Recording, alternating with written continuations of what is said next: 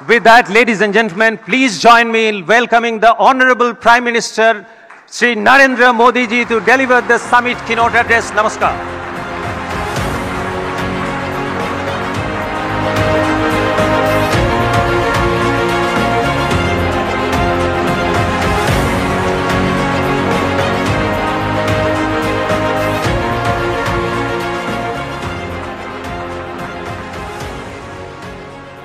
हमारे यहाँ पुराने ज़माने में युद्ध में जाने से पहले बहुत जोरों की दुंदुभी बजाई जाती थी, बड़े प्युगल बजाए जाते थे ताकि जाने वाला जरा जोश में जाए। Thank you Das.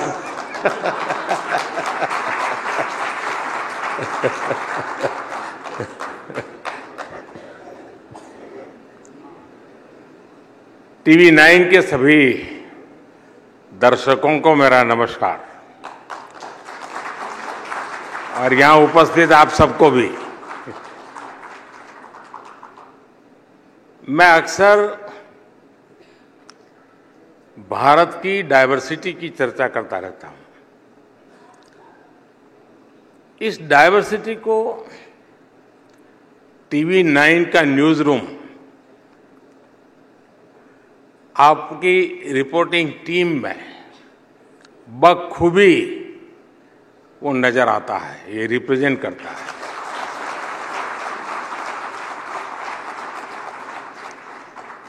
टीवी 9 के अनेक भारतीय भाषाओं में मीडिया प्लेटफॉर्म्स हैं। आप भारत की वाइब्रेंट डेमोक्रेसी उसके प्रतिनिधि भी हैं। मैं अलग अलग राज्यों में अलग अलग भाषाओं में टीवी 9 में काम करने वाले सभी पत्रकार साथियों का,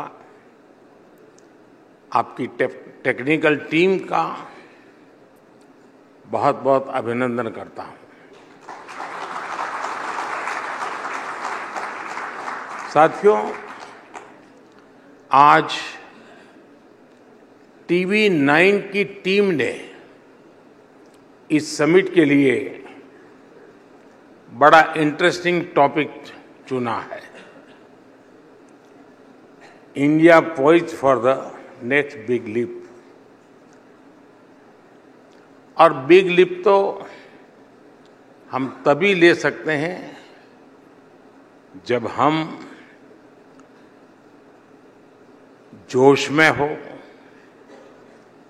ऊर्जा से भरे हुए हो, कोई हताश निराश देश हो या व्यक्ति बिग लीप के बारे में सोच ही नहीं सकता। ये थीम ही अपने आप में ये बताने के लिए काफी है कि आज का भारत का आत्मविश्वास किस ऊंचाई पर है, आकांक्षा क्या है। अगर आज दुनिया को लगता है कि भारत एक बड़ा लीप लेने के लिए तैयार है, तो उसके पीछे 10 साल का एक पावरफुल लॉन्च पैड है।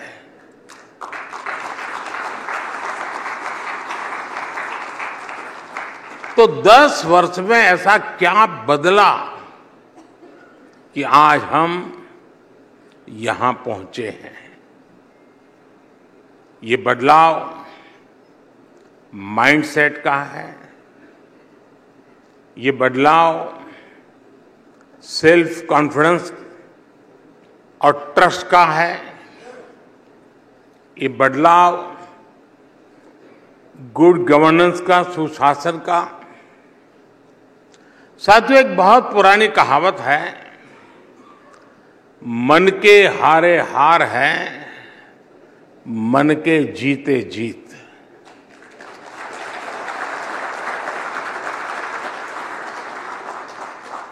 अभी दास का मैं एक कोट सुन रहा था, लेकिन मैं उसमें थोड़ा डिफर करता हूं। उन्होंने कहा कि इतिहास एक प्रकार से बड़े महानुभावों की बायोग्राफी होती है। कि हो सकता है पश्चिम की सोच हो, हिंदुस्तान में सामान्य मानवी की बायोग्राफी वही इतिहास होता है।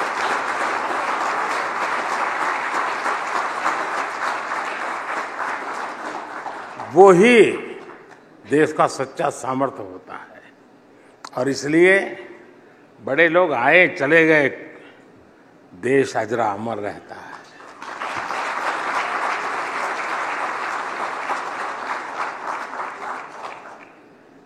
साथियों, हारे हुए मन से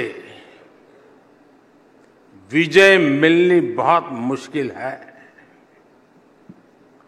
इसलिए पिछले 10 साल में माइंडसेट में जो बदलाव आया है,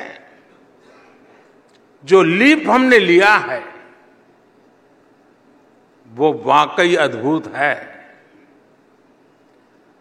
आज के बाद दशकों तक जिन्होंने सरकार चलाई, उनका भारतीयता के सामर्थ्य पर ही विश्वास नहीं था। उन्होंने भारतीयों को अंडर एस्टिमेट किया, उनके सामर्थ्य को कम करके आंका। तब लाल किले से कहा जाता था कि हम भारतीय निराशावादी हैं, पराजय भावना को अपनाने वाले हैं। लाल किले से ही भारतीयों को आलसी कहा गया, मेहनत से जी चुराने वाला कहा गया। जब देश का नेतृत्व ही निराशा से भरा हुआ हो, तो फिर देश में आशा का संचार कैसे होता। इसलिए देश के अधिकांश लोगों ने भी ये मान लिया था कि देश तो अब ऐसे ही चलेगा।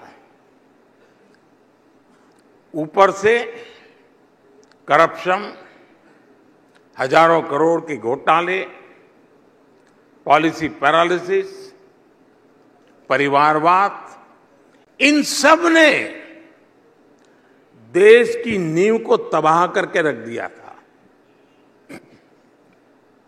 पिछले 10 वर्षों में हम उस भयावह स्थिति से देश को निकालकर यहां लाए हैं।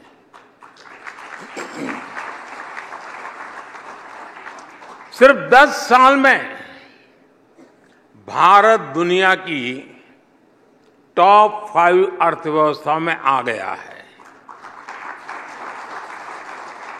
आज देश में जरूरी नीतियां भी तेजी से बनती हैं और निर्णय भी उतनी ही तेजी से लिए जाते हैं।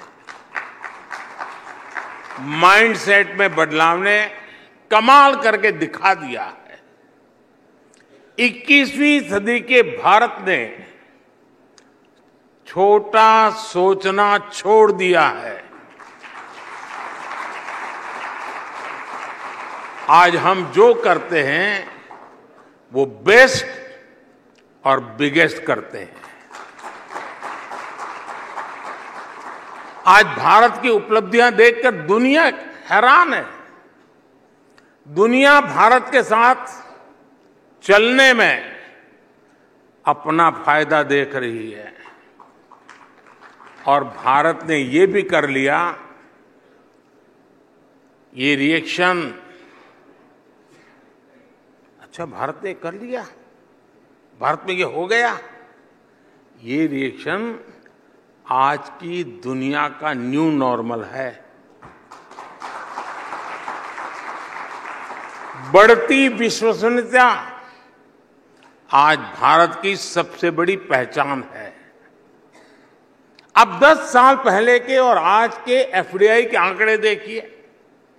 पिछली सरकार में 10 साल में $300 बिलियन की एफडीआई भारत में आई। हमारी सरकार के 10 साल में $640 बिलियन की एफडीआई भारत में आई।